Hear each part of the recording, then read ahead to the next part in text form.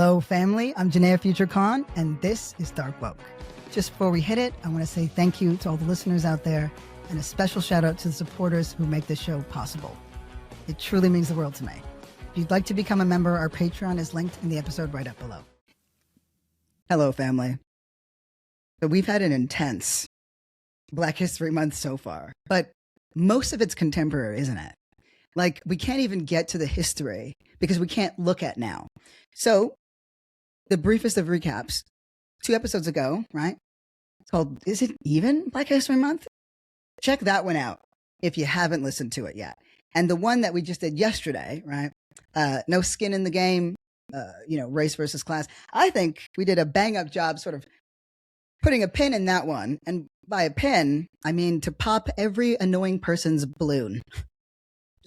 Just pop it. And also, because I say pin too, because I keep these things in my brain.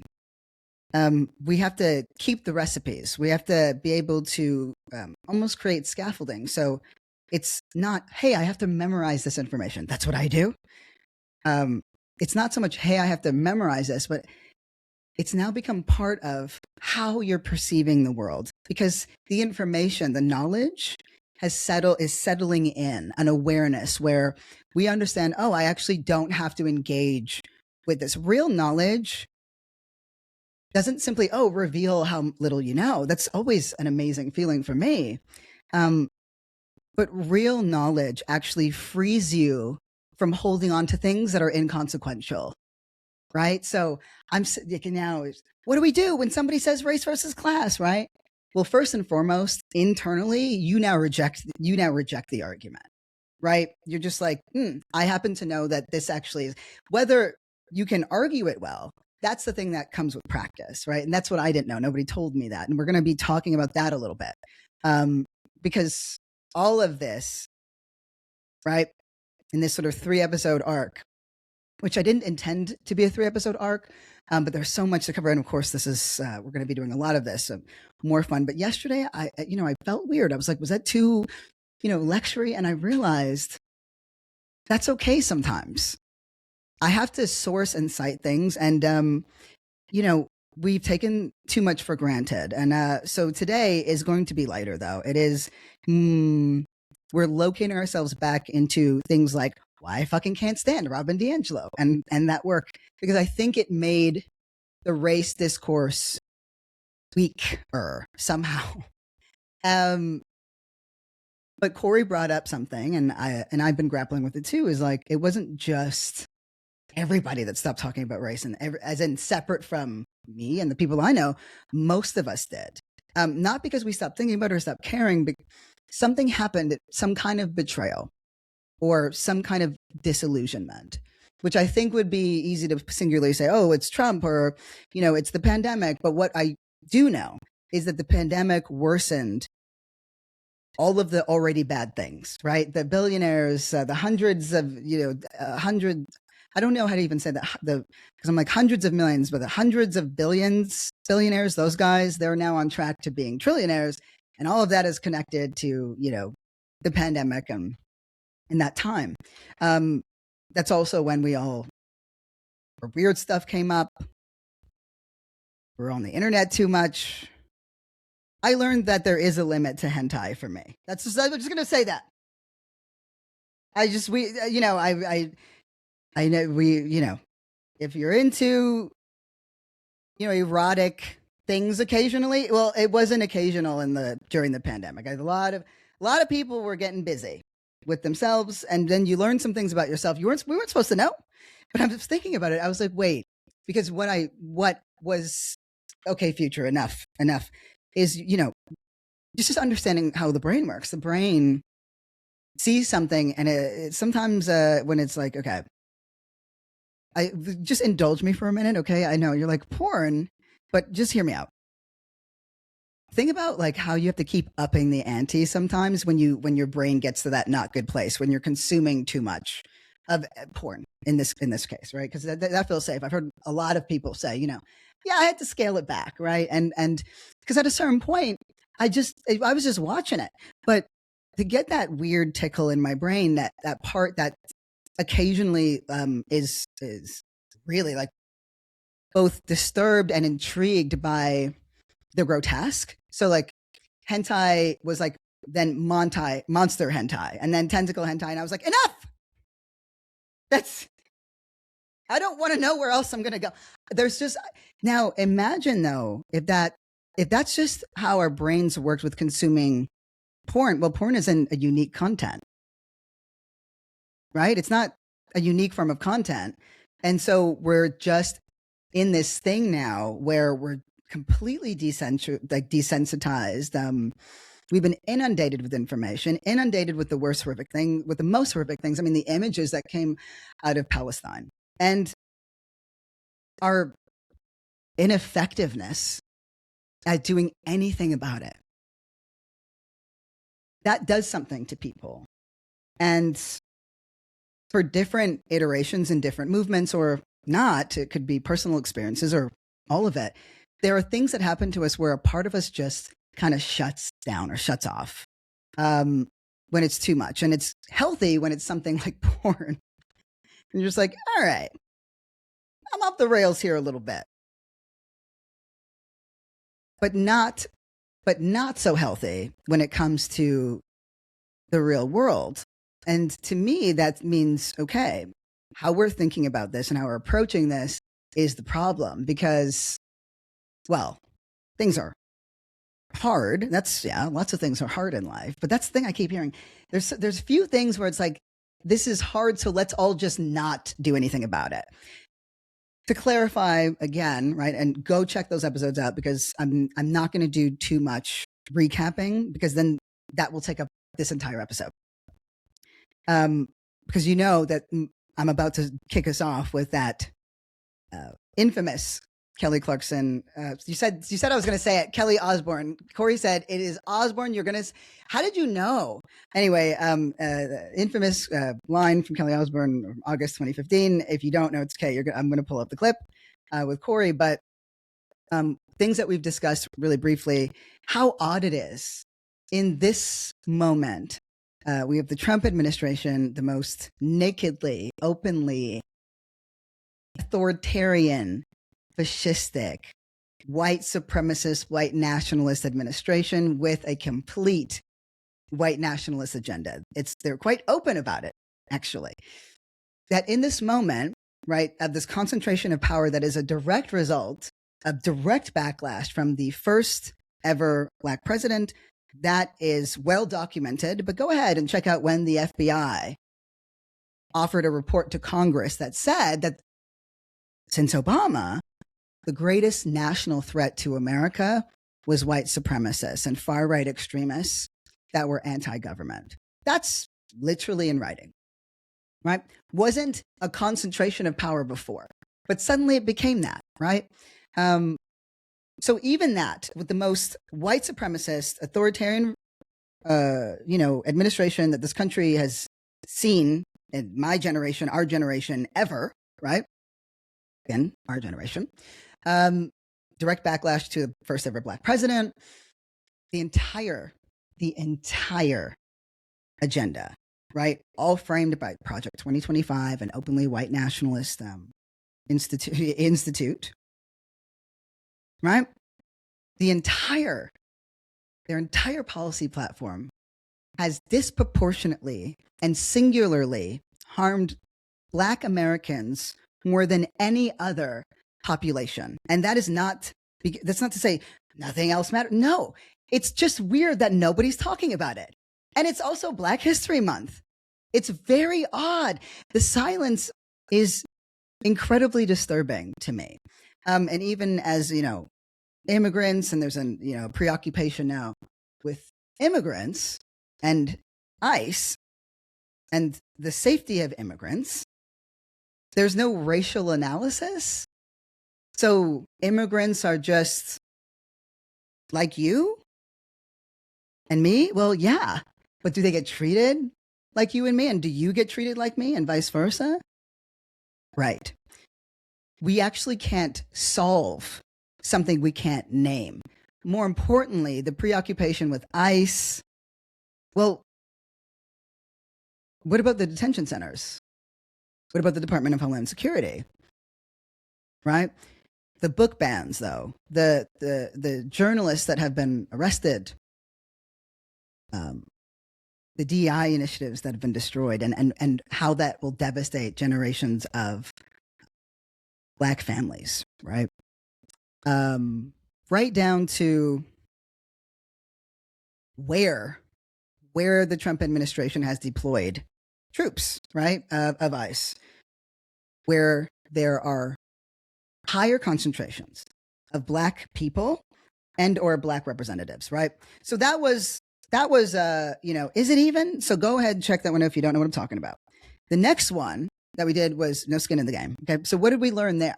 What did we learn there? Well, a lot.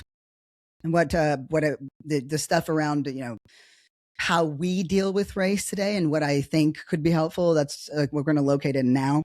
How to be like normal. We talked about having a Black sensibility versus having a white sensibility. I'm not interested in identitarianism, right? But yesterday we did talk about identity politics, and there was the point we opened up by the justifications that are often used to dismiss Black people and Black experience, right? And what happens when we're using the very tools of propaganda against our own, because, well, there's a lot of racial resentment there. And in both of these episodes, as we'll do today, there are parallels specific to the Reconstruction era, right? What was the Reconstruction era? Oh, right.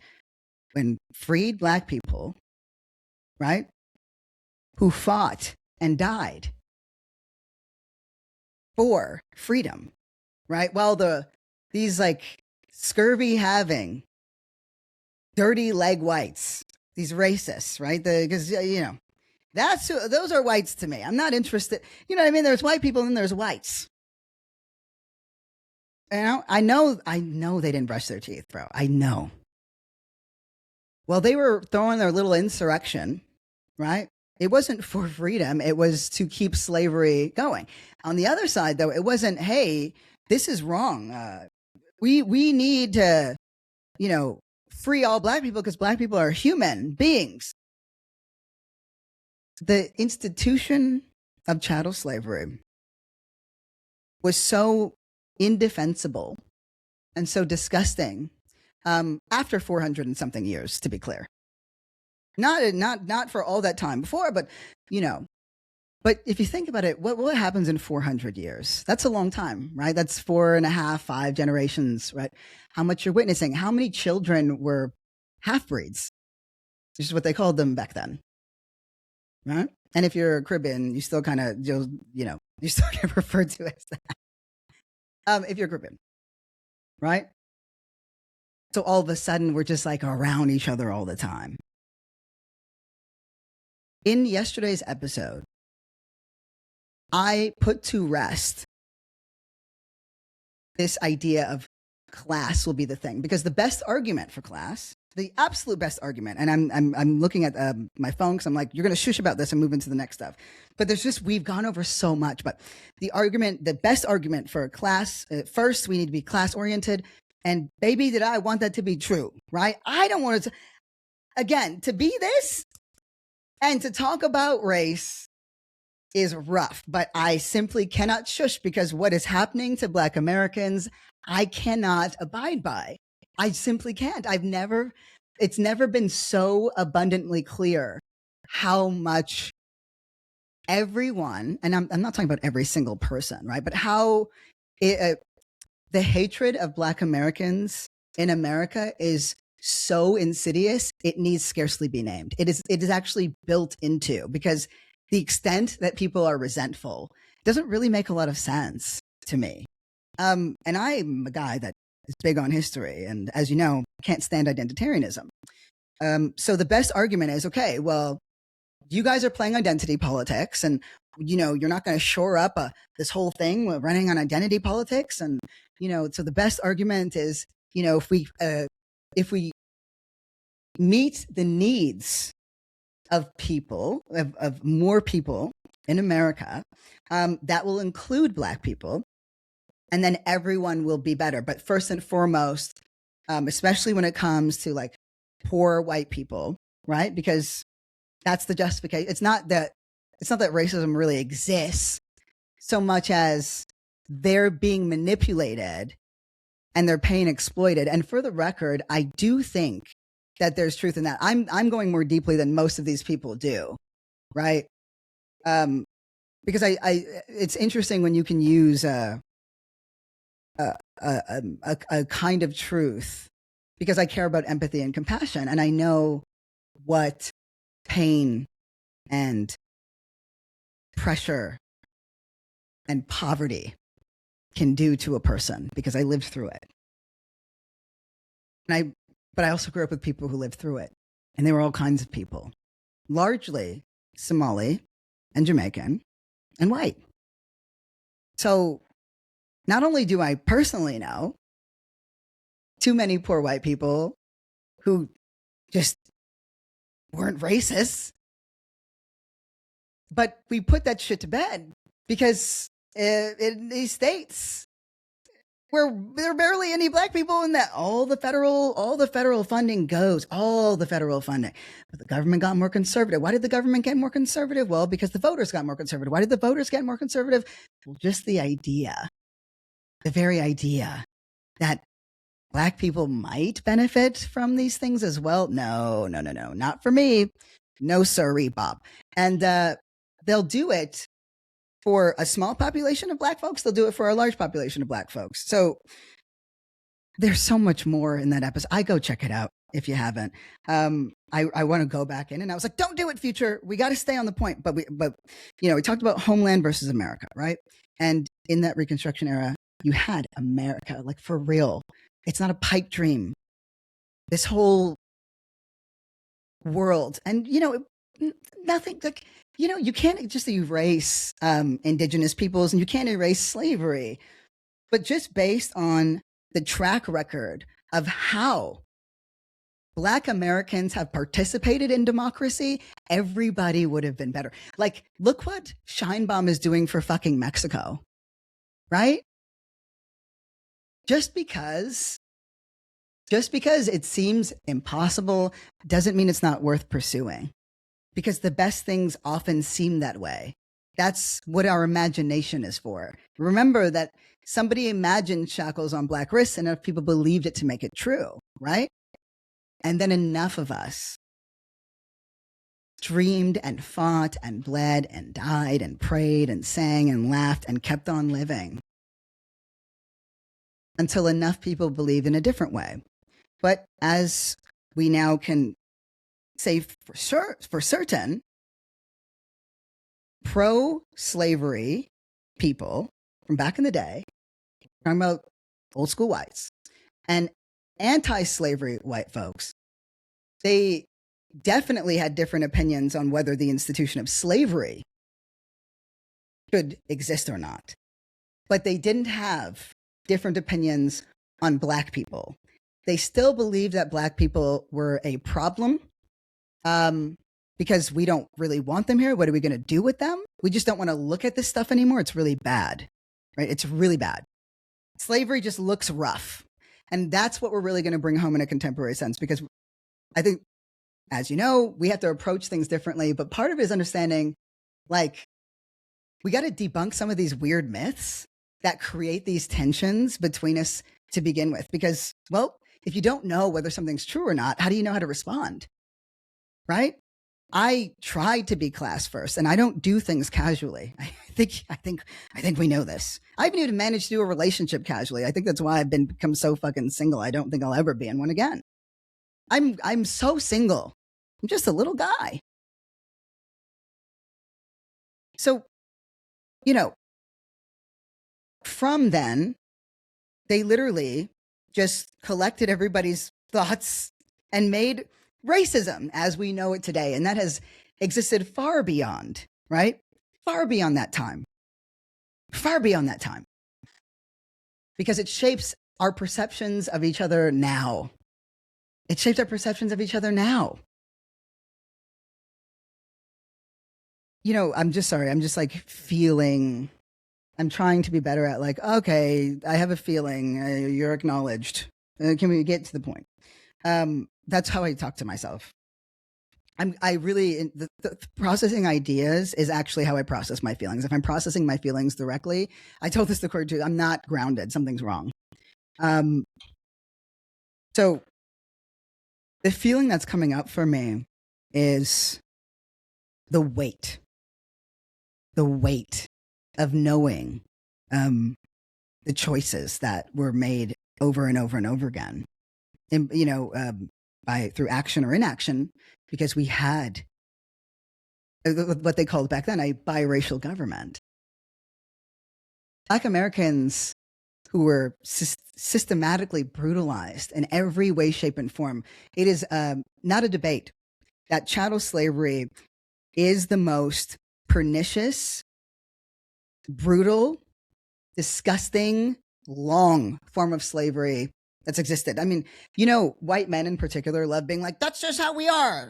Every person had a different kind of slavery. Yeah, I looked into that too. Everybody had slaves. It was all domination.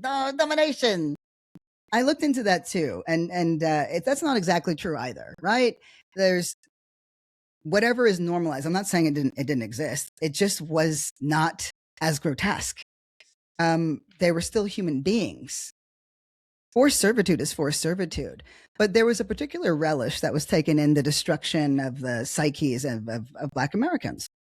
But more so at a time when I just want you to think about this. Having never learned how to read, families broken up, beaten for looking at somebody, beaten for existing. And I'm talking whipped until your flesh fell from your body like an overripe fruit, right?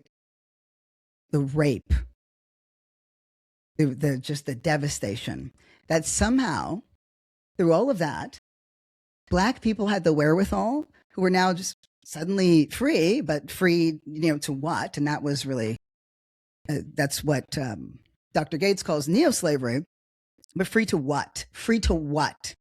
Right? Somehow they still said, okay, we will fight in this war, but because we know what they want and we're not going back, but you're going to make us full citizens. You're going to give us the right to vote. You're going to recognize our personhood. We get to participate fully as Americans because we helped build this country. And remember, they have no capital. They were the capital. Do we understand that? There was no capital here. It was just like, and what I'm going to be talking about after we talk about a little bit, about how we need to approach race, or actually just might use this and then use that. But no, I'm going to do it in the order I said. The origins of inequality in America. And it's honestly just a 2-minute clip, but it's so important because I like to start with those big, broad questions. And when inequality became sort of concretized or sort of with these numbers that are impossible to even comprehend. But let me just break it down like this. They still had the wherewithal, the knowledge, the belief in humanity, the belief in themselves to fight for it. And they won, man. And they said, we've been working this land. We deserve some of it. We built this shit up from nothing. And they won, man. And they got it. And then for every single year since, this country has punished them, has taken it away and punished them over and over and over again. So that what was true in 1865 or 1868 was then those rights, okay, gutted completely, almost by 1877. And then we didn't see anything happen again until when? 1965, y'all. And what happened in between that time? Oh my God, fucking Jim Crow? Jim Crow, my niggas? Right? To what? Right? To now, where the Trump administration is dismantling them. There is not a more significant or more accurate parallel and overlap between right now and Reconstruction, or specifically what they call redemption, redeemers. That's by the way, why isn't it flipped around? But anyway, I'm going to now just jump into things. You're going to just have to come with me because I'm a little bit, this part's what you're going to hear. I still struggle a little bit with the anecdotal parts that I know are important.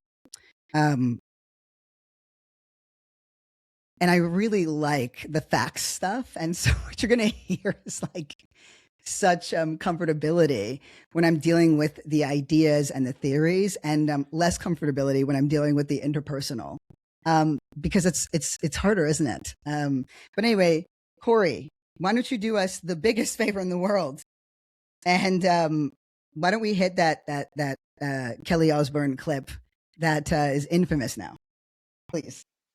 Kick every Latino out of this country, then who is going to be cleaning your toilet, Donald Trump? Oh, that's no. In the sense that, no. You know what I mean? Like, when I'm saying there's more jobs to be in LA, they always but they Latinos are not only the only people. I didn't mean it like that. Come on. No, I would never mean it like that. Okay. Like, I'm not part of this argument with. So, you know that bitch was correct, right? Like, take a beat. What did I say? I think yesterday or the episode before that, right? Because, and again, like, this wasn't about any single person, but, you know, immigrants built America. Immigrants built this country, which completely erases slavery, but it's also dishonest. Not only do immigrants not build America, but they're precluded from being full citizens and participants in America. But we don't want to see that. So when somebody says it, right, it's jarring. I want to go back to that because, you know, there are these moments that were pretty revelatory. And I understand, fully, I understand why that would give pause. In fact, a lesser version of me, right? Somebody that, younger, so lesser in the sense that I actually knew less, definitely would have interpreted it and felt and have reacted the way that everybody did at the table, which is like, hey, you know that immigrants can be doctors, you know, they yeah, duh, right? We never got to what she was saying, which was all of our hubris, all of our contradictions, all of our racism. If you are in LA, the likelihood that your home, right, is attended to or cleaned by largely non-English speaking, non-citizen having people is correct. And actually, that cheap labor is that cheap exploitative labor that is based on racism, right, and based on xenophobia, which again is a subsidiary of racism and the homeland beliefs. Yeah. Cheap exploitative labor on farms, cheap exploitative labor in restaurants, cheap exploitative labor for your home, right? They need to make money. They're non-citizens. These people want to save money. No corporation, no business of any note has ever given or done any good. How many Ben and Jerry's do we fucking have?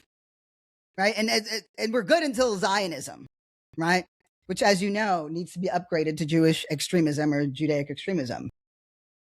Especially as they're, you know, doing major censorship campaigns on the word. But anywho, what did she reveal, right? If we now apply what she said to what we have been grappling with, right?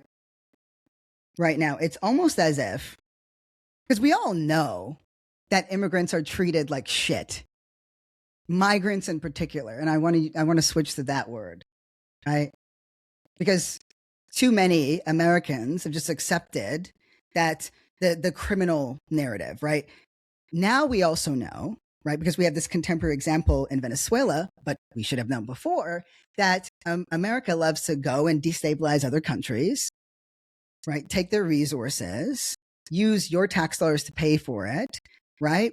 So that the corporations here can get richer while the workforce gets smaller and smaller and smaller after already devastating American manufacturing in the 70s, which is actually exactly when people in America started to need more what? Federal resourcing. And we can track when they were receiving it and how it just kept ticking up year after year after year. And then when they started to go against it, even though it literally harmed them directly, viscerally, on every way, but they started to get more conservative because 8 Black people were around.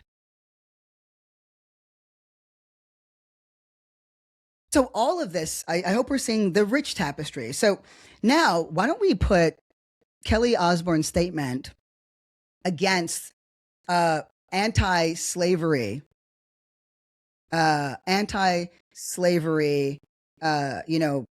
Americans from back in the day, right? The ones who were like, no, this system is wrong. I don't want to know that that's happening, but I don't care what happens to the people. I just don't want to see that anymore. I think this is too much, but they're not the same as me. They don't deserve what I deserve. And also, like, I don't want to live around them after what we did. Ooh, can you imagine? Meanwhile, Black folks were like, did you fucking see that book? Did you see that book? Did you read it? Amazing. We should run for fucking office. You know, we should get our families back. What if we owned the land that we've been forced to work on for generations? I wonder who my mom is. Right? Meanwhile, what was everybody else doing? What was all the whites doing? Right? Because they bought out indentured servitude, right? Because remember that we were working together really well. We were working together so well, in fact. And don't get me wrong, there was some white niggas that was like, but again, Black sensibility. And they, god damn, did they risk their fucking lives, and so many were taken. Like, it's about the Black sensibility. And what happens when you have it, it's like it fundamentally transforms how you understand the world and information, like the endless possibilities, the duality. It just seeps out. And that's how I want us to understand and listen to this. Because why the backlash happened, and again, going to be different for everybody else, but there was such a knee-jerk reaction of, wait, no, don't forget that immigrants can be smart too, and immigrants, yeah, but we don't, but what opportunity was missed? What opportunity was missed? She was saying, we have allowed migrants in this country only because they do the jobs, they're forced to do the jobs that nobody else wants to do in the cheapest way possible, right? Easiest transaction. So now, again, what does that mean? Okay, cool. Let's translate it. This means, right, that the reality of what migrants are forced into isn't offensive, but saying it out loud is. I'm not going to do anything about this. This is beyond me. I'm not responsible for this. But if you say it, though, you're bad. That's not okay. You can't do that. And how we just kept missing opportunity after opportunity. I prefer when people can just talk, because if it was clunky, how is she going to say it better if she's never given the chance? But also, what a Black sensibility is, what I've discovered when I started to spend time with white people, it was very concerning to me. Not just the seasoning or the lack of seasoning or not washing their legs, because those were 2 big ones. But the third thing that I found so disturbing was how much, first, the passive aggressiveness, the non-confrontational, because it is confrontational, passive aggressiveness. It is. You're punishing people. You're emotionally withdrawing. You're changing the culture without ever articulating why. But I couldn't understand it. But mainly, it was that there was this over concern with how somebody said something made you feel. There's a preoccupation with it. I don't know if you've met a lot of Black folks. And it's why we fucking love Italians. We fucking love, Jesus Christ. We fucking love Italians. We love the Irish, man. We love, like, if you got a mouth, we love it, because it's not about how somebody is saying something. It's about what is it that you're trying to say? What is it that you're trying to say? It is actually part of the Jewish tradition if they have rejected white sensibility. But if they haven't rejected white sensibility, then we can see that thread real thick between that and Israel. Anywho, because humor is part of it. And that's just it. when we heard that, we kind of thought it was funny. Do you know, I brought up the Rachel Dolezal thing because it made me laugh and I made a joke about it. And then Corey made jokes about it. We've been joking about it. And that's actually how Black people responded to it. But you want to know how the white media machine responded to it? They turned something deeply stupid and unserious into this massive thing. And what happened is that all the racial resentment, because this is what I need you to understand.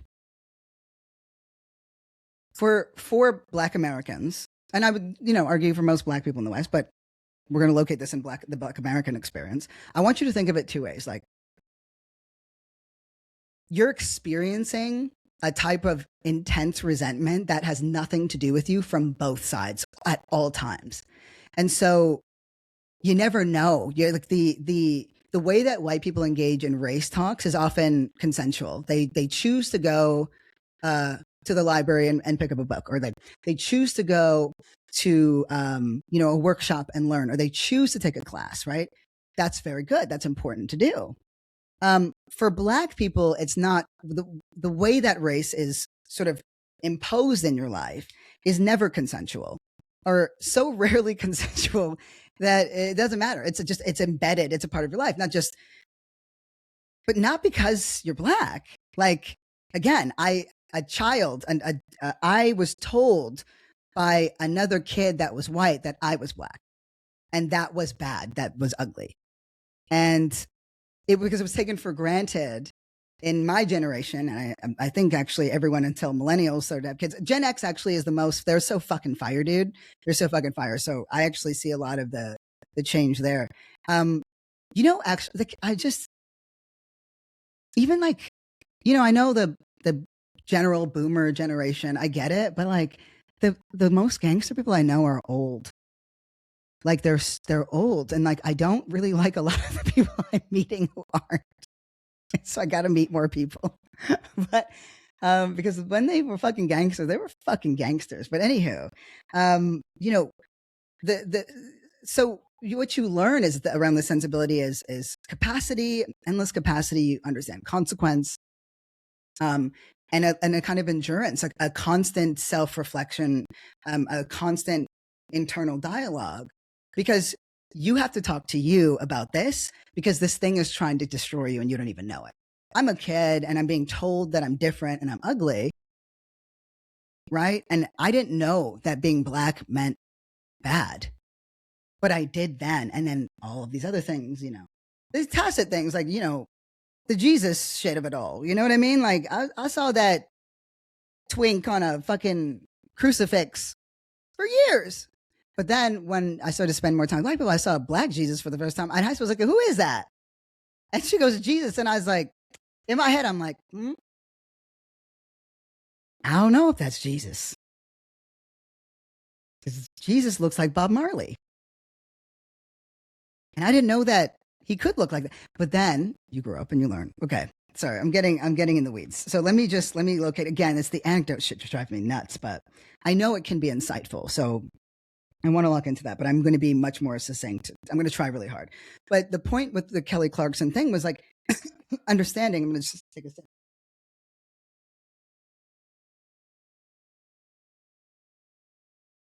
So to be perfectly honest, there was nothing inherently wrong with what Kelly Osbourne said. What was wrong is that what could have been said, what needed to be said, never got to be said, because we were so ready to go to bad faith, so ready to go to blame and to punishment. But if we're being more honest, you just didn't, it's just, nope, can't do that. Too hard. Because the reality that migrants and undocumented people, brown people and Black people, but in this regard, brown people, right, who are being abused by the same system that has been abusing Black people. And again, depending on the context that you're in, it's always Black and brown people, and always Indigenous, always, even though it never gets discussed meaningfully.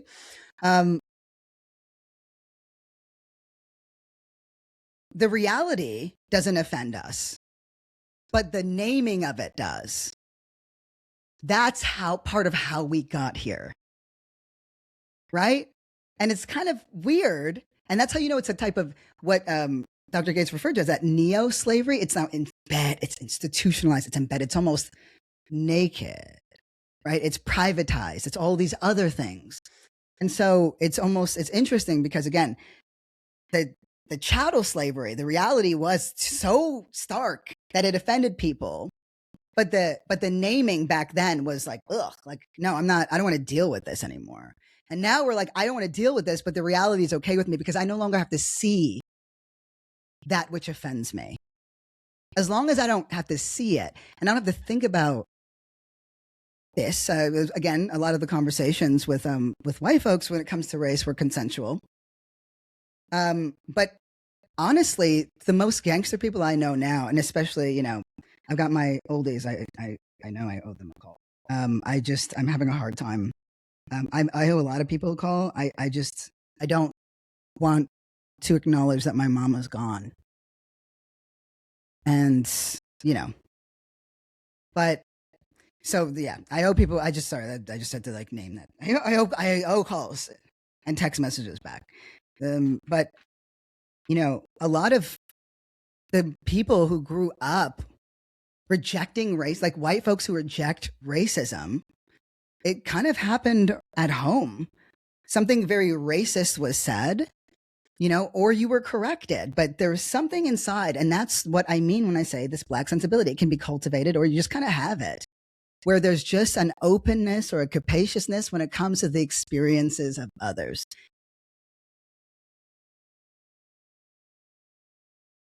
Some shit, we're like, oh, racism is so hard. Yeah, that's because we treat everything hard, but that's not what Black people do. That's not, when that Rachel Dolezal thing, so it was so deeply fucking unserious. Like we were all fucking cracking up and then white people ruined it.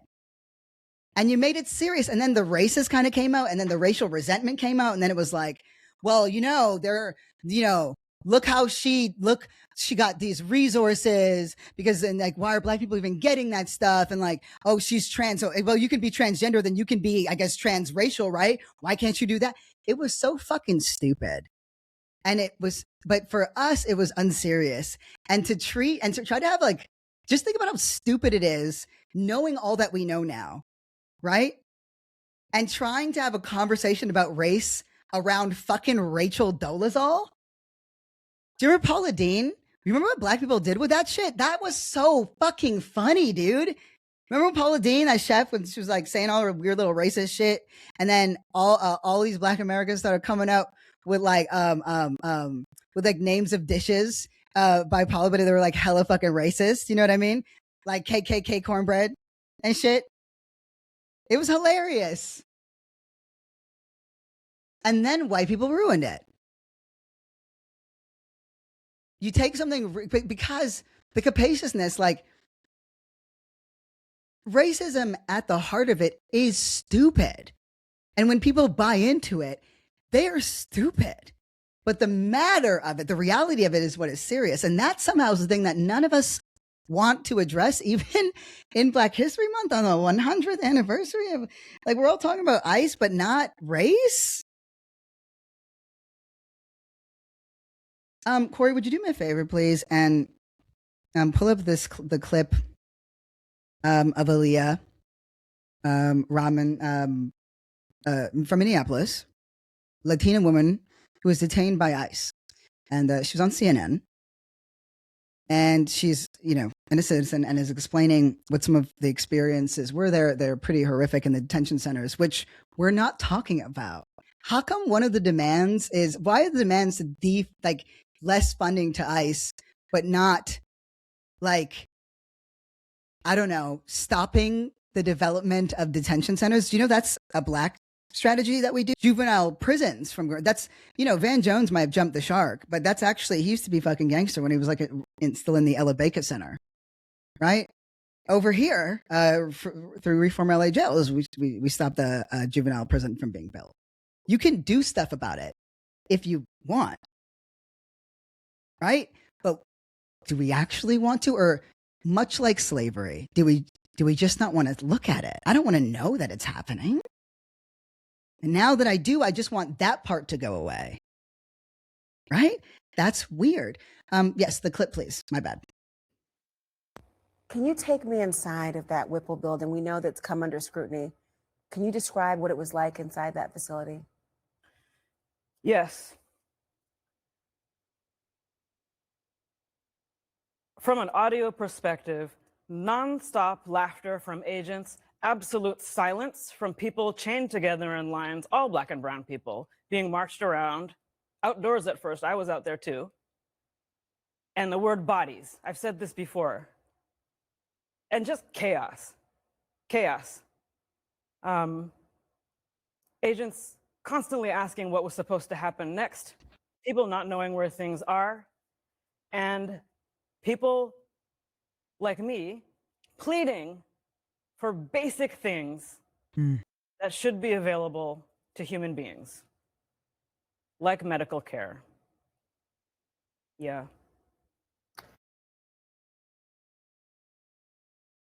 That ICE needs to go is not in question.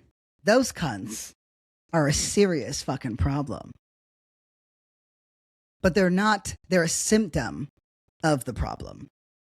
And the most urgent thing is, yeah, we have to get ICE off the streets. But is it more urgent than getting those Black and brown people out of the detention centers? And again, who are in the detention centers? Black and brown. What did she say? Not just about the abuse that they're experiencing in there, but what did she say? How they're being described as what? As bodies, not people, bodies to be moved. We have to move this body here. That's how these agents are talking about it. Where do you think that level of dehumanization comes from? Who do you think it's reserved for? Melanated skin, people, right? Humans. Bodies. You know, because I'm a rhetoric guy, I can tell you that we stopped because we would, there were songs about it and there were chants and, with the internet, we were able to make connections of systemic police brutality against Black Americans in particular in ways that we never could before. So before it's, I could tell you that from, Troy Davis to like Oscar Grant, you're kind of seeing it. And then there's Trayvon Martin. But now not only are we seeing it and then Mike Brown, but you're connecting and you're talking to each other. And then even though this statistic ended up being flawed, it was, one of the most galvanizing moments was when the Malcolm X grassroots movement came out with the every 28 days, which they, at the time believed that a Black person in America, an unarmed Black person, was killed every 28 every 28 hours, which would have meant that they were getting killed more now than Black people were hung and murdered during the height of lynching in the Jim Crow South. That statistic ended up being flawed. It was around, it was about every 3 days or so, something like that. And they weren't always unarmed. The number was still staggering. But again, that was something that we knew and cared about. Nobody cared about Black Lives Matter when we were doing the coolest shit, but enough people did, right? My point is, though, is that we stopped using, because this is the first time where we're actually being able to make connections in a way we never could before.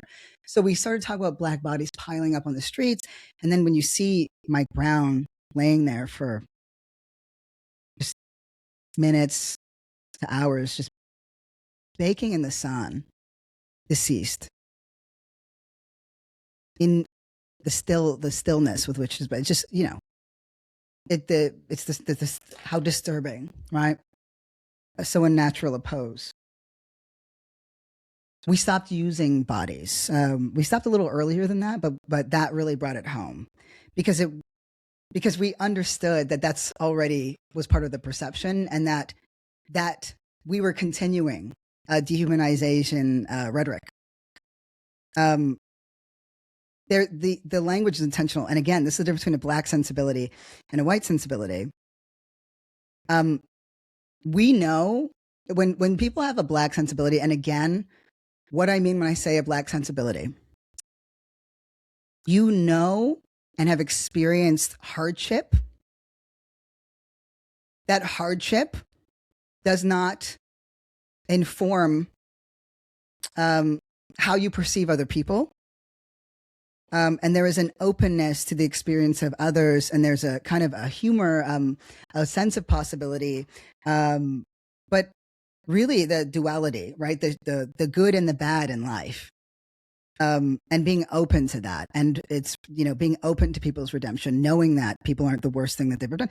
That's unfortunately not. It's a call and response type of thing. It's community oriented. That's just not what a white sensibility teaches. I think that there were different iterations at different times. But again, one is I'm really talking about Homeland.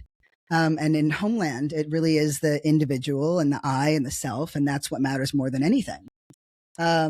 Which is one pillar of a tradition in Western philosophy. There's so many others, but you wouldn't know. Because the guys who claim to champion Western, are concerned about the collapse of, Western tradition, and well, they don't really know much about it, actually. Anywho, so we stopped using that. The difference is, though, is that when you've experienced hardship, when you've experienced some kind of abuse, systemic, interpersonal, but in an actual power dynamic. You know what I mean? Like in like a formal one. You kind of know how serious the matter of words are. And the reason why those who engage in a black sensibility, the reason why there's not passive aggression there is because, well, that shit lingers, but also addressing something at the time that it's said, or the word choice or whatever is appropriate, because there are consequences in a black sensibility. And the consequences start out as quite burdensome, but then become very revealing, right? Which is like you walk through the world with an awareness of other people, with an awareness of their humanity. That's actual consequence, right? In the white sensibility, the consequences. Oh, I have to be responsible. I'm not going to be responsible to that. That's not my, I didn't do anything. It's not my fault. Like, it's my truth, your truth. That's your truth. And this doesn't make me feel good. So I just reject it. So now let's go into the right now of it. Okay. Let's go into the right fucking now of it. Because again, we're not getting anywhere if we don't solve for the Negro problem. I think was it either the first or no, the second it got brought up, I talked about how I believe the way we're approaching race, and I'm really in a contemporary sense, is incorrect, right? Because it's like, I know why I think it's hard. I have a really strong sense of why Corey thinks it's hard. I know why some of you think it's hard. I've read a lot of things about people saying that it's hard. But the one thing that we all agree on beyond race in every kind of way, white, black, Asian, brown as South Asian, brown as Latino, it don't matter, right? Jew, it don't matter. We all agree that some race is so fucking hard. So hard. But why? Why? And is it as hard as we think it is? Or is that the power of language, right?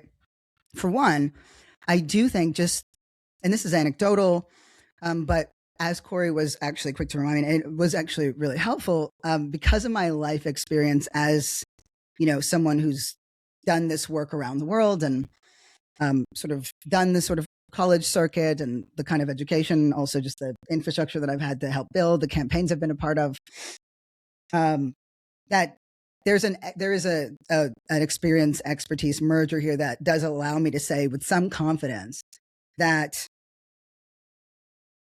first and foremost, we were never taught as Black people who are going to be constantly inundated with race realities, how to deal with the interpersonal ones. We weren't taught to deal with those ones. It was about control of yourself, right? Control of yourself. I no longer operate that way, but I used to, as you know, I couldn't make eye contact or talk to people or like even pay for something. I would shove money into my sister's hand and run away. And one day, she'll come on and talk about it, because it's hard to imagine now. I get, but adults terrified me because they could be so violent and cruel. I didn't have that problem with young people. And in any formal setting, I also couldn't eat in front of anybody. So I couldn't eat in public and those kinds of things. And a big part of that was because I didn't understand the rules.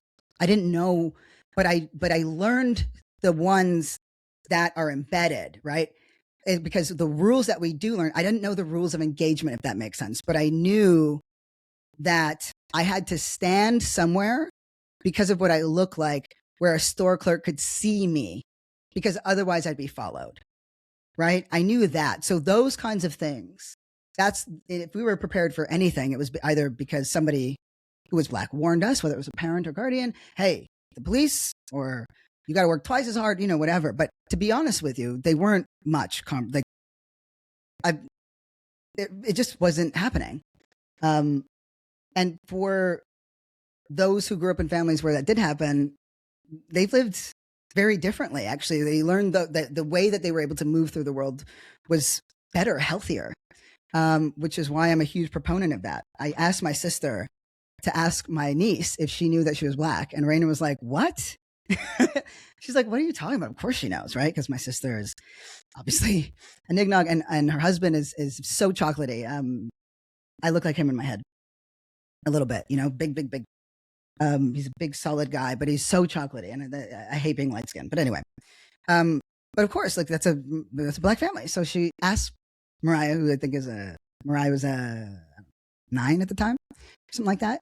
She goes, "Mariah, you're Black, right?" And my niece is like, "I'm not Black. Daddy's Black. I'm not Black." It's because it's different for children, right? Okay. So I believe that a lot of the times when, because of course the shit work of Robin DiAngelo, which I'm about to go in on, normalized certain practices in white communities. One of those things was, hey, it's okay to talk about your bad thoughts and whatever. I don't know, because whatever it is, it's just that suddenly people thought that was useful. And, but what the exchange wasn't clear, right? At least in the example I used yesterday. But what I can tell you, actually, let me actually get more succinct. Part of the reasons for why our spaces fall apart is because we're not and when it comes to race in particular, even if it's not directly what we're talking about, is we're all walking in with a set of expectations that we don't even know and definitely are not articulating as a result. And it has to do with the fact that we're all still stuck in time. I fucking hate Robin DiAngelo's work. I fucking can't stand it. I can't stand most of the books that shaped this generation's racial discourse. It's nonsense to me because it doesn't get to the heart of the matter. It focused on, white people need to do this, and and you gotta. I'm like, we live in a world where you're not even taught to think. You know what I mean? You're not taught anything important about this stuff. But more importantly, that's not the problem. Like, the problem wasn't that white people were fragile. That's so silly. But again, you keep saying it. What does the word fragile entail, right? When do you see that word most often? On a box, right? Because something inside is precious. White people aren't fragile. It's not white fragility, but they're frozen.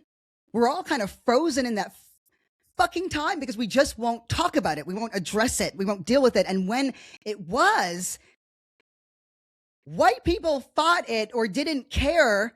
And none of the arguments that people use today hold up. But all we know for certain is that the only time that people actually were actualized in this country as non-whites since the making of America, the bedrock for every single civil right ever since was a race-first strategy that was pushed and directed by Black people who were formerly enslaved.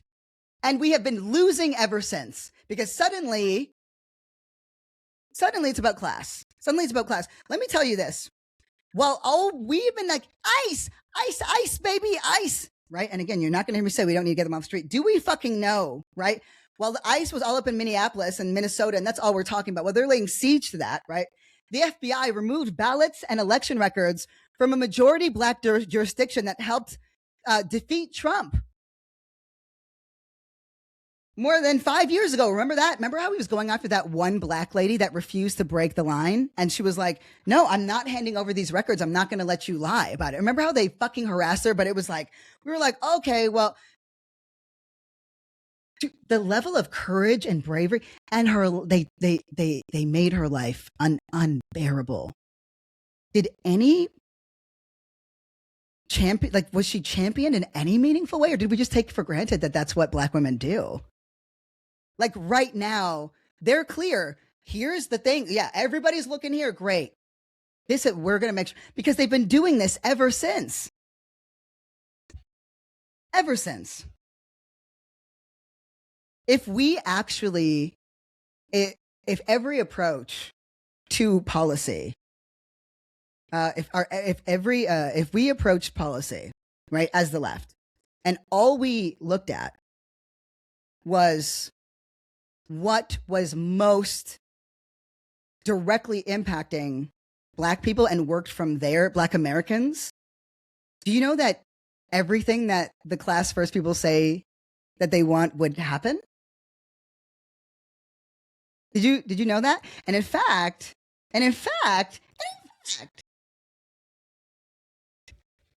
if you look at voting records, right, in times where black people were allowed to vote, and by the way, we know that women are allowed to vote. Thank you, black people.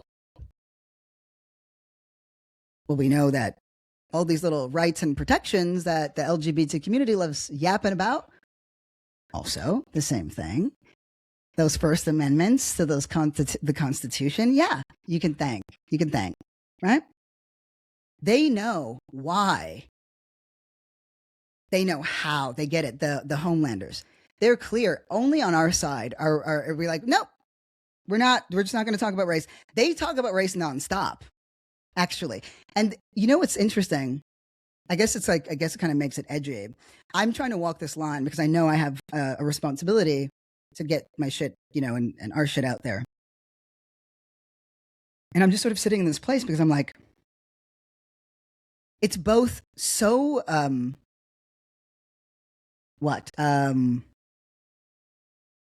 charged race and so scary at the same time. I'm like, what tone do you even fucking strike? Because it's charged over here, but it's scary over here. It's like, it's like, get your shit together.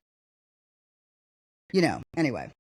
So I think without fully knowing it, the instances of racism and the experiences that most stick with us as black people are when there's an expectation of accountability and it's not met. And I do think in general, there is an unspoken hope or expectation for any kind of accountability, because it never fucking happened. And it's not happening still. We can't even acknowledge what Black Americans are experiencing singularly. It's scary to me that we've become so unserious as human beings. I want to go back again, right? In the Jim Crow South, officials relied on what? How did officials see through their racism? Remember I said, China is governed by engineers, right? It's governed by engineers. China is shaped by engineers. America is shaped by lawyers. America is shaped by lawyers. They used legal mechanisms, poll taxes, literacy tests, arbitrary purges of voter rolls to nullify and destroy any kind of Black political power. Let's go back to the 60s and 70s when an entire generation of Black leadership was completely decimated and destroyed, right? But somehow the Negro is the problem. The Negro problem, the thing that we can't solve for, even though an anti-Black equation is right there. Right fucking there. So I think that, we want accountability, and we have to confront the fact with more education and right-sizing our hopes and dreams, because That is a human desire, accountability. It's a human desire. But as I named, if we look at what is owed Black folks, and not in a, oh no, how could we ever possibly, it's there. It's always possible. But like there's a monetary estimation for what's lost and what is being lost still, what is being stolen still, and right under our eyes as we all refuse to see it, just like they did back then, right? 13 to the estimated amount of wealth stolen from Black Americans since then, since coming here really, but since then, 13 to $14 trillion. Trillion. That's not a conceivable number. But if we were to just blanket like everybody who was a descendant of slaves here, every Black American would be entitled to $131 million. That's actually what is real. That's what do you think that has no consequence?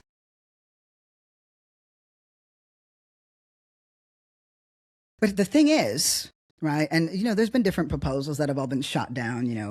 Black Americans who have to go through an unbelievably onerous process to prove that they were, and then would be afforded like $250 to $350K. It obviously didn't even make it to a vote. It gets, because reparations is a joke. Don't you think that's odd? And we all just treat it like a joke in the same way that we treated DI as a joke. Who do you think is contriving of that? But why is it so successful? Because of the fact that there is massive amounts of white resentment towards Black people that is completely unfounded and misplaced. Because the resentment of this is, we want accountability. That's something that we have to check, because you can't be accountable for $13 to $14 trillion. I think we can get past the point, because in the imagination of white people, again, white sensibility, accountability means you want me to give you money. I'm not giving you money. You always want something. You're always, because that's the story, isn't it? Right? Black people said, this is unjust. Do you know what is often missed? Why do you think it's so easy to say that Black activists are grifters? Black organizations are grifting. Why do you think that is? Because if you keep attacking the places and you say that they just want money because that just harkens back to Jim Crow. They're just lazy and criminal and deviant, and they just want what's yours. They don't even want to work for it. Do you know that inherited wealth didn't really exist in America until slavery? Did you know that? Corey, can we please pull up the Origins of Inequality clip with the economist Sam Bowles from the University of Chicago? So that's the one where in it it's it's the one that's the 2 minutes long one. Please. And then I'm going to round us out.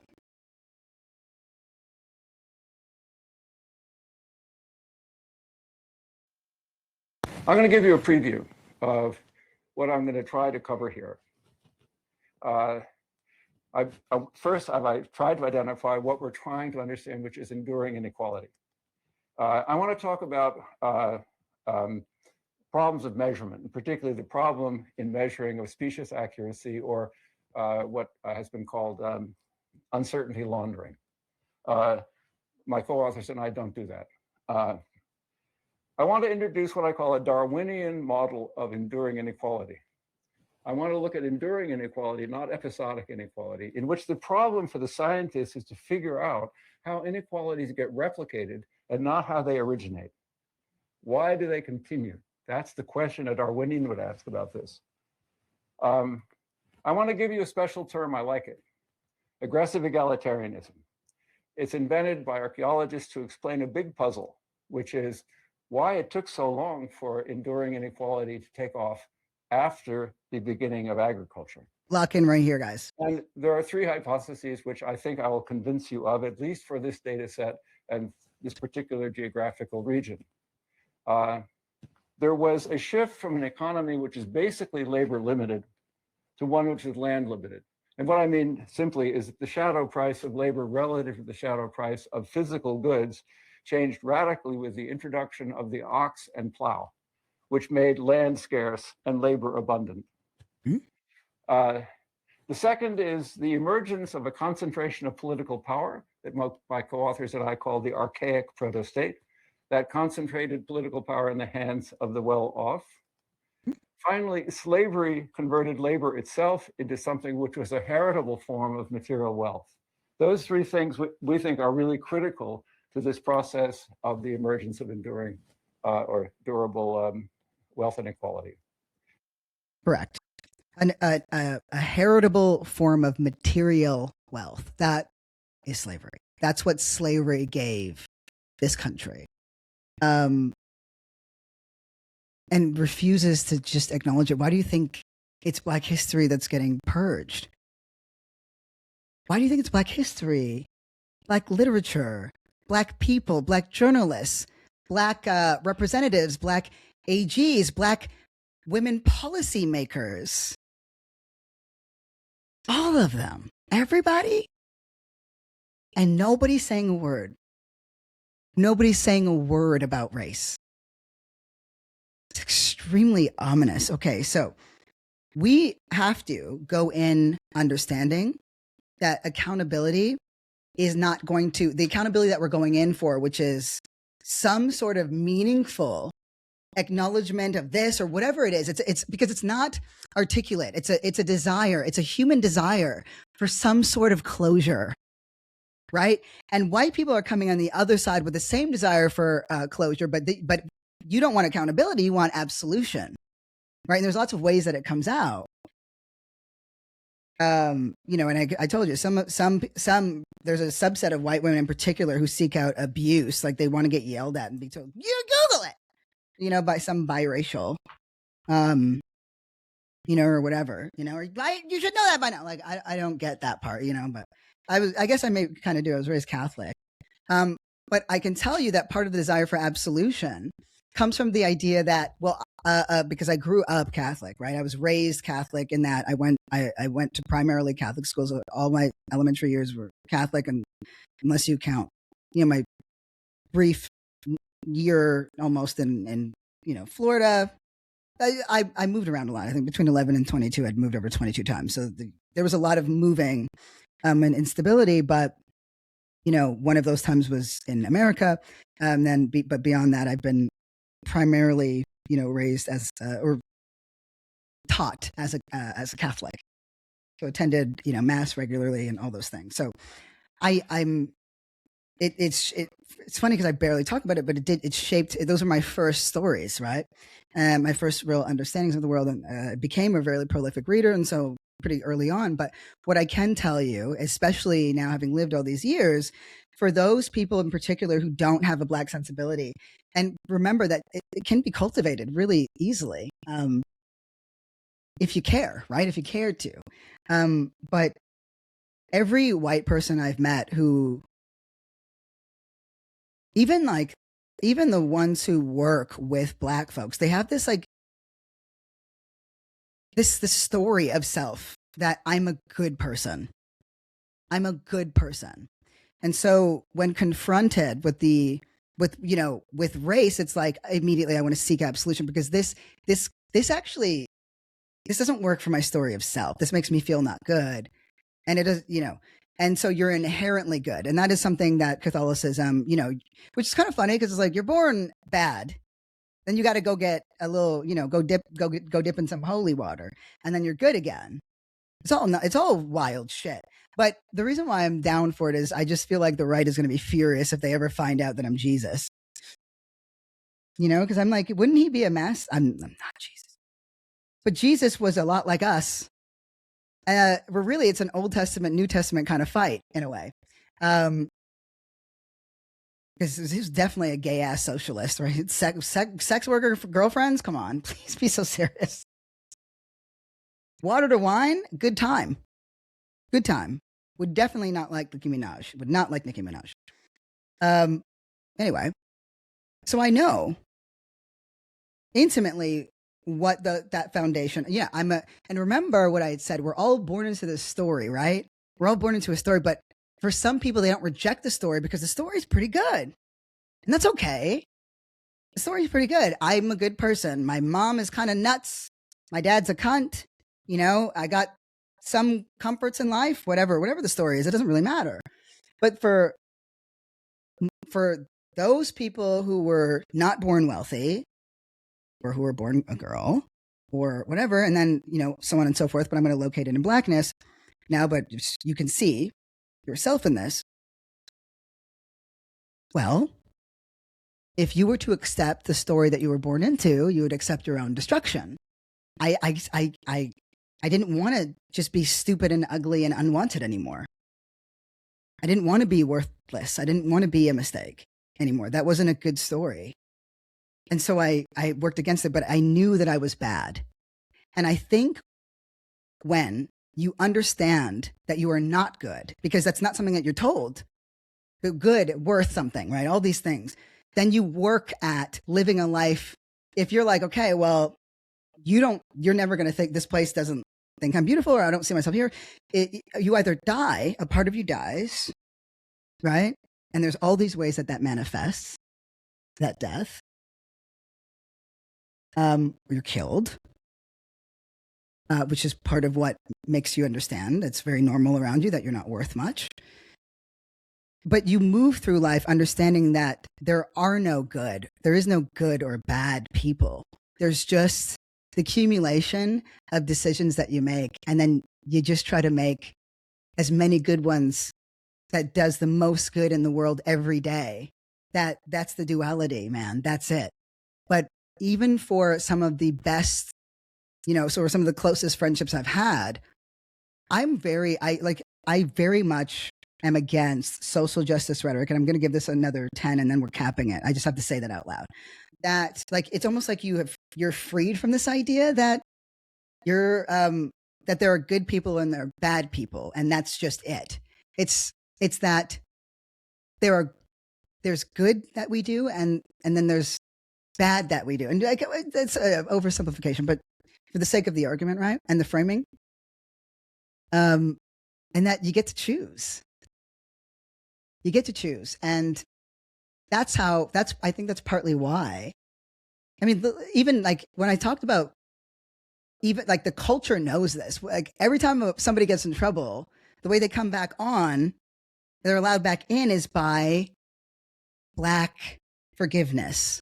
Jonathan Majors, forgiven, right? But not just Black people, Martha Stewart, right? Why? Because we knew that she had ops. We knew she had ops because she was a real fucking one. But the white world wouldn't have allowed her back in. It was Black forgiveness. It was the relationship between her and like Snoop, right? It was her. What popped her off was her being in the roast, the comedy that she could hack it. She could have a sense of humor about it. This is a Black rhetorical tradition, right? You're not ashamed of the fact that you went to prison, because when everybody in your family has people in prison and you know that you got ops and you know that that's systemic thing and you know everything's set up against you, are you going to judge somebody off that? No. That doesn't mean that stupid decisions are made. They're made all the time. But it means that you're not singularly seen through that lens. Only in the white imagination can a person be one thing.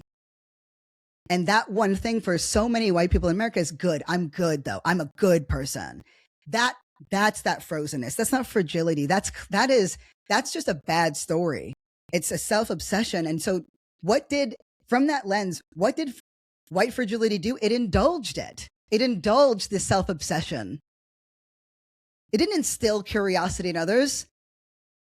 Where's the movement for all those fucking people in that workshop? Let me read you this quote because I'm so fucking mad. I can't stand that motherfucking work. I really can't. Okay.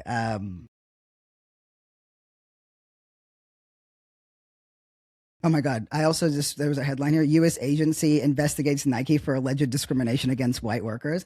I'll kill so many people in theory. Like it just, sometimes I just want to fucking, okay. Anyway.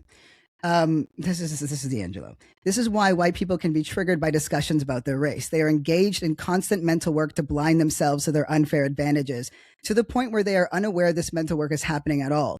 It is unsettling to have this process interrupted by being asked to reflect upon racial inequities, and so people react emotionally.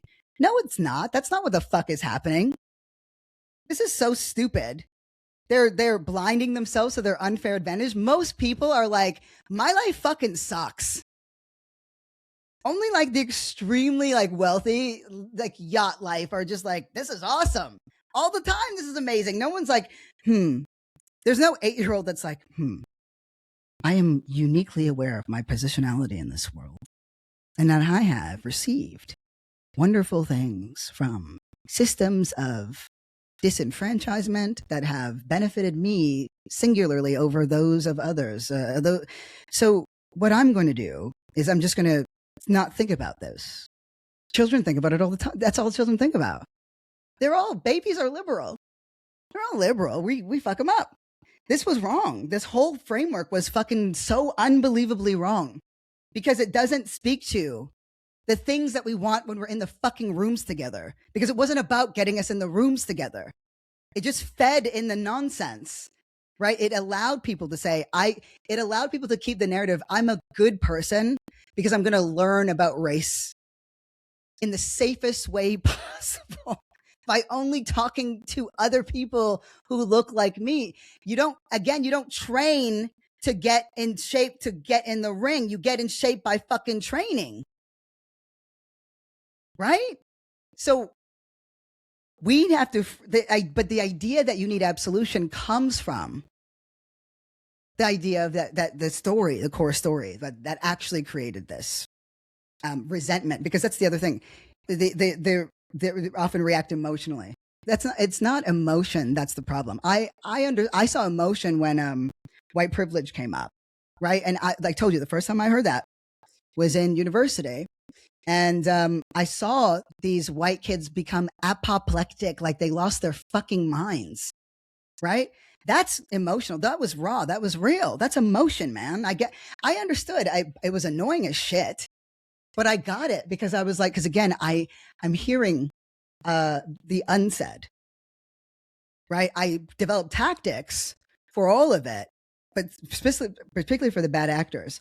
But I just, unfortunately, had just ingrained this like deep sense of compassion and empathy because so many people helped me live, man. So many people. And the oldies were integral to that. And they are two older white people. One, Derek, his best friend, a whole black ass family of St. Vincentians, the Caribbeans. Long before they ever met me. Sue, head of the guidance department when I had to do grade 12 over again, intentionally, actively sought out black guidance counselors. They were all of color in there. My guidance counselor was a 6'2" or 3, maybe 6'3", 6'2", like 300-pound black man with a rumble of a voice and a head like a fucking mastiff. That's a black sensibility. They didn't have to change their whole world and give away all their material. No, but it's understanding. And again, what is accountability in this context then? Well, white people, the resentment comes from the idea that you're not experiencing absolution, but also that it's attacking my story of self, right? Those young people in university responded emotionally because that was a real response. What we're experiencing now is a deeply ingrained resentment. Like the fact that the second race comes up, here we fucking go again. In the left, and I get it, it's because there've been a lot of bad practices, but it still doesn't explain this level of resentment meaningfully. You know what I mean? Where literally everyone on the left, everyone on the right, everyone in between, the only thing that we're all agreeing on as a country is that black people are fucking too much. Black Americans are just too much. Do the most. What? Give you fucking culture? Put you at the top of the fucking Olympics pier? Fucking engineer, develop, enrich all the things, just like every fucking buddy else, and just like most immigrants would if we gave them the fucking chance. You wouldn't have an immigration fucking problem, if we had better political intervention and leadership and better ways to become a fucking citizen, but also nobody wants to leave their fucking home, man. We made them because we made everywhere else in the world that we've touched unlivable. So that I can get apples every day. And I'm at the fucking lower rung out here. I'm actually not. I have a lot of personal power now. But that again only carries so far. Those are the choices that I live fully in the choices that I get to make.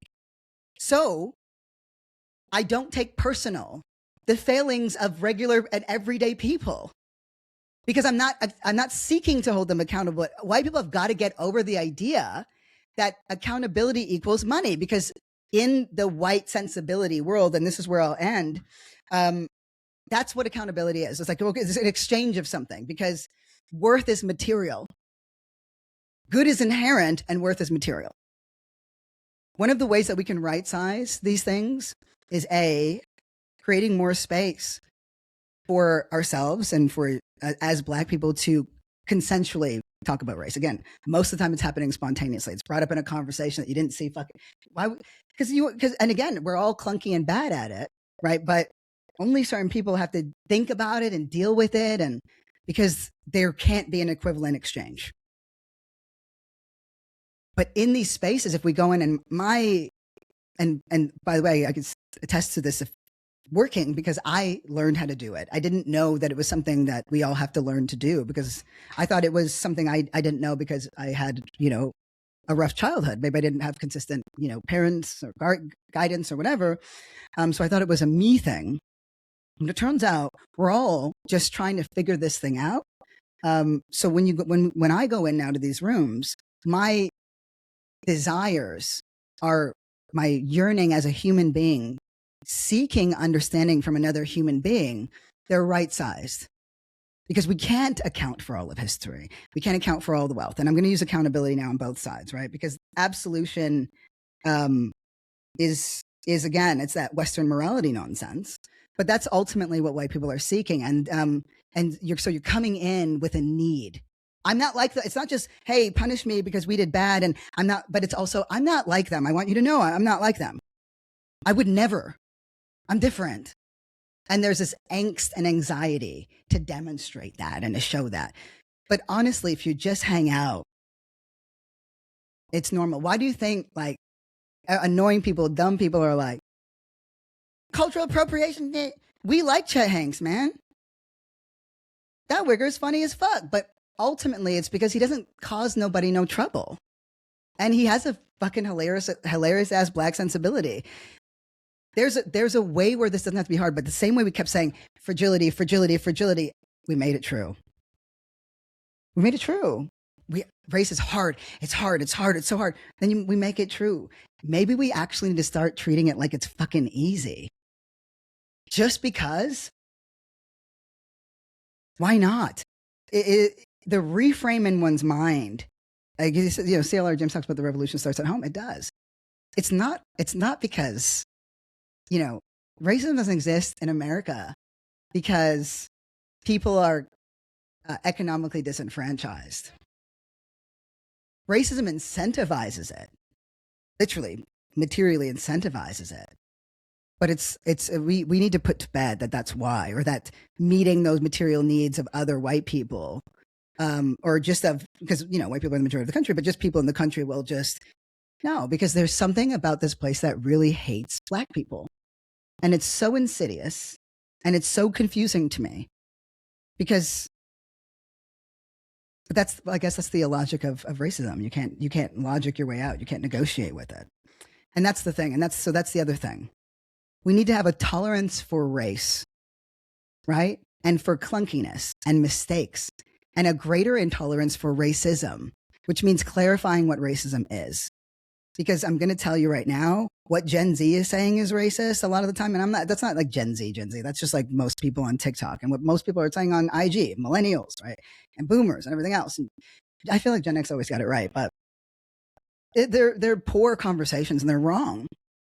But to choose to believe that puts you in the wrong too. to engage in that way that's what gives us the fatigue.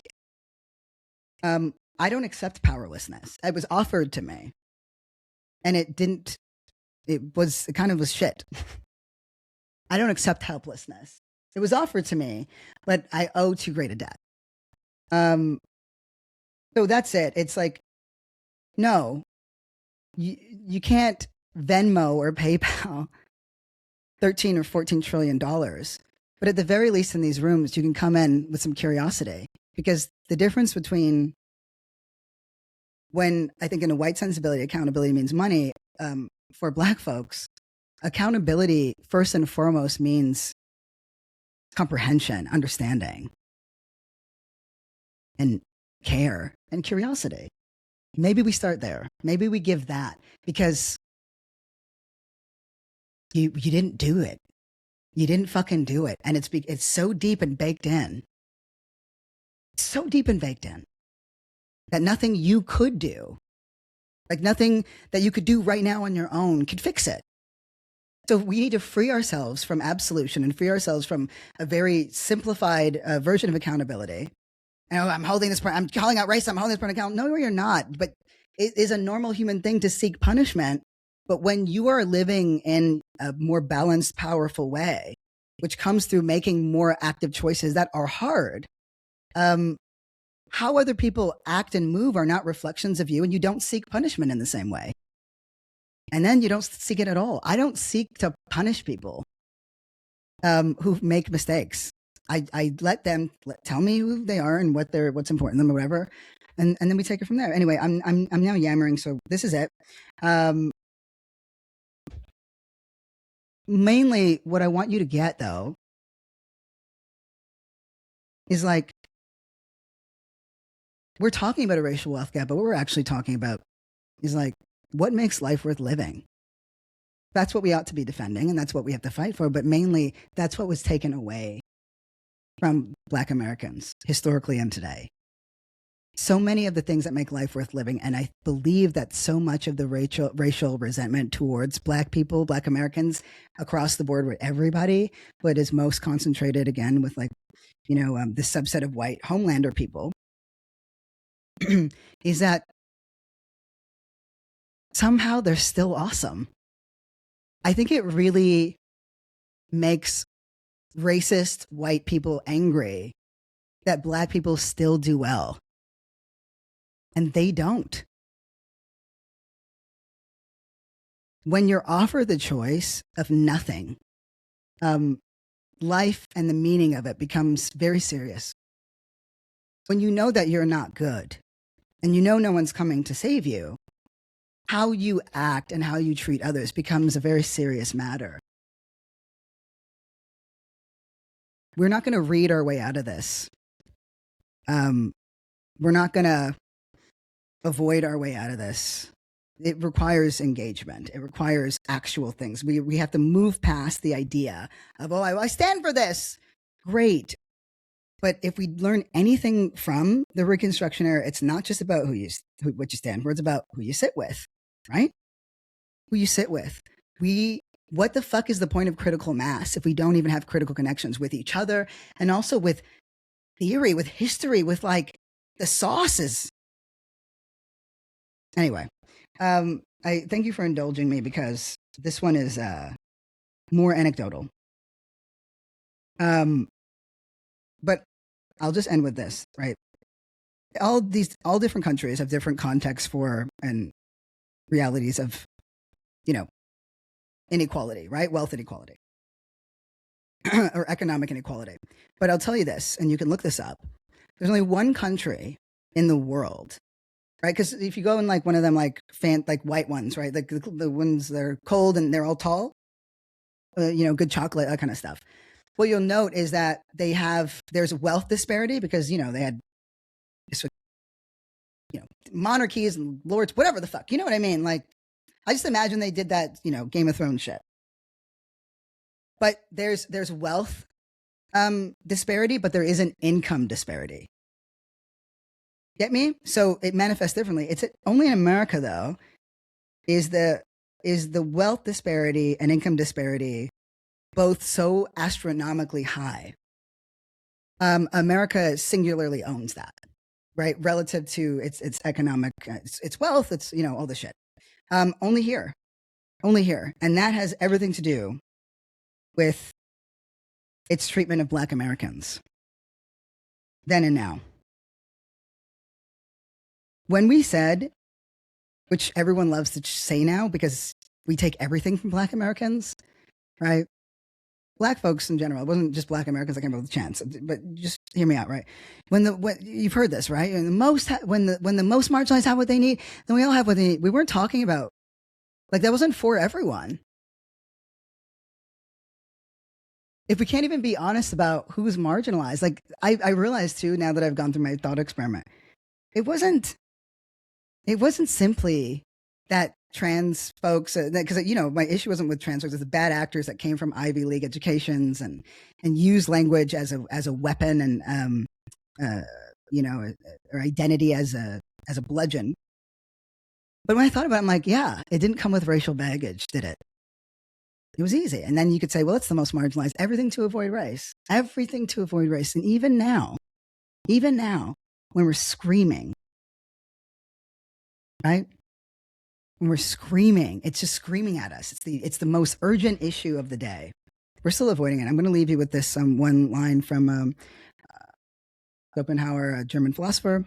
He says that money is prized above other goods because rather than satisfying a concrete need, it represents an abstract dissatisfaction of all human needs. Labor wasn't stolen, futures were. Do you get it? Health was. Healthy children, healthy adults.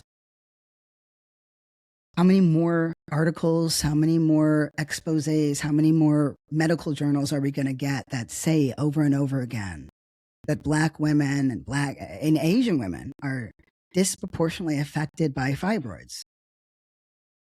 Or that the maternal morbidity rate for Black women in America, no matter what class you have, as in you can be rich, you're still 300% more likely to die in childbirth or directly afterwards. And we don't even treat regular white women good. I got to go because, you know, I'm just going to go. I have so much I have too much to say, but somewhere along the line, we turned it all off. And we can turn it back on.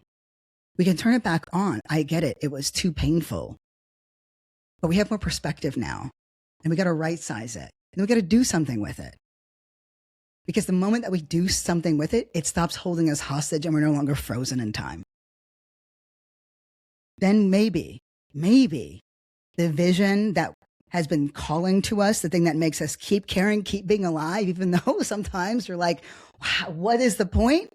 That thing can actually materialize. It's in you for a reason, but it's because you have tapped into the human condition and you've adopted a Black sensibility. Because it's not about Black people singularly. The Black sensibility is the human condition. It's the universal. It's why we all understood what was happening with Piccola in The Bluest Eye.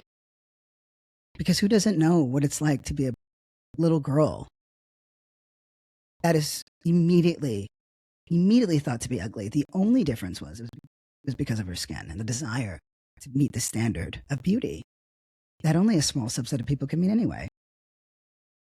I don't want to live in that fucking world. How boring. You don't either. And you know what? As much as all these white people say that they do, you pretty much have it, and you're still not fucking happy. So, no more. You know what I mean? All right. Blah, blah, blah. I love you all very much. Thank you for going on this journey with me. We are going to be doing that Substack thing. I do want to ask you, like, because I've been thinking about it. Because I know, you know, here's 8 books to read, but I'm like, it's nothing but reading lists. And what I've discovered, book list, what I've discovered is it's comprehension that's the problem, and it's time. It doesn't matter if you read if you're not engaging with the material. So I was thinking I would read, you know, chapters from books, not page by page, obviously, not in a way that was disrespectful to the author, but, you know, I would engage with the material directly. So I would read it to you. And then, you know, pause and then sort of engage with it until we were moving and we have a robust understanding of the book of, you know, whatever it is, because I read, you know, about one or two a week minimum. But it's also kind of shitty to do it alone, too, right? And poor Corey's ears. Oh, Jesus. I love you all very much. Thank you, Corey, for making us look good, sound good. Give us your thoughts. And please, God, I know I'm back on the comments and stuff. It's done. I'm here. I'm healthy again. But is this good? Like, is this helpful? I'm dying to know, because a lot of this is, I'm trying something out. Thanks for being there with me. All right. I love you all so much, and I can't wait for the next episode of Dark World.